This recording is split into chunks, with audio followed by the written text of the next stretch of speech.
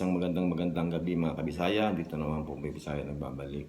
Andito po ako ngayon dahil sa hindi na masikmura ang mga pinagsasasabi nitong Jorme Lacador na to tungkol dito sa ating mga kababayang mga kabisaya na pinagsabihan at mga payat, ang mga Bisaya daw mga payat na wala daw ibang binubuhat kundi mga graba, umiinom daw ng tubig na wasa, tubig sa sinaing, o kahit ano-ano pang mga pinagsasabi.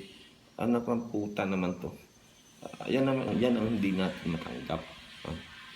Masyado niyang minaliit ang Visayas at Mindanao.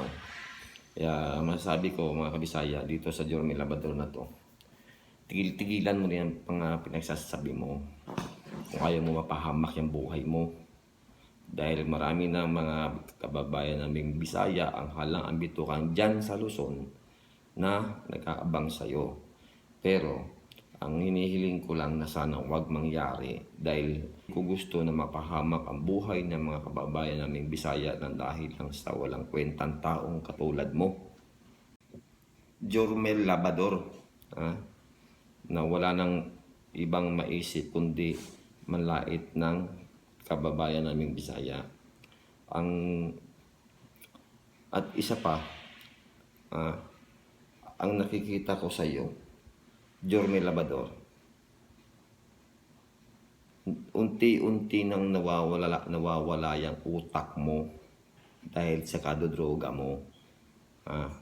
Kaya nagkakaganyan ka. Kung mahal mong buhay mo, tigilan mo na ang pang-iinsulto sa aming mga Bisayang putang ina ka. Dahil hindi lang isa ang galit sa'yo. Lahat ng Bisaya galit na sa iyo, demonyo ka.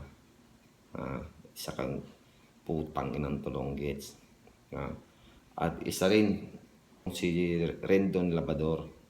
Ikaw Rendon, ikaw ang nakakatandang kapatid. Dapat pagsabihan mo yung kapatid mo na mali ang kanyang ginagawa.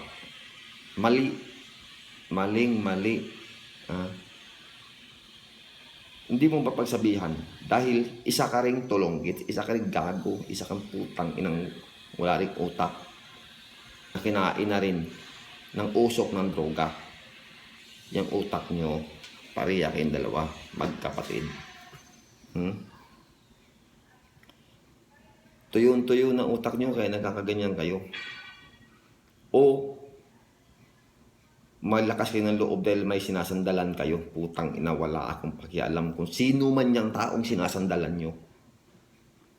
Kaya nagkakaganyan kayo. May lakas na loob kayong magsalita sa aming mga Bisaya. Wala akong pakialam kung sino man yan. Dahil isa rin yan makitid ang utak.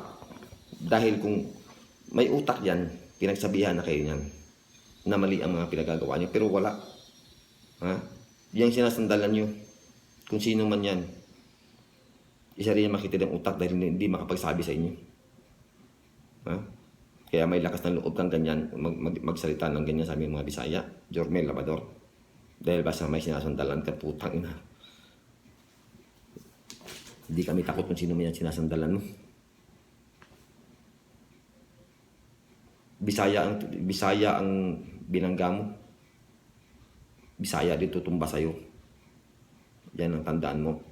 Pero ayaw kong mangyari yan sa mga kababayan naming halang dito ka. Dahil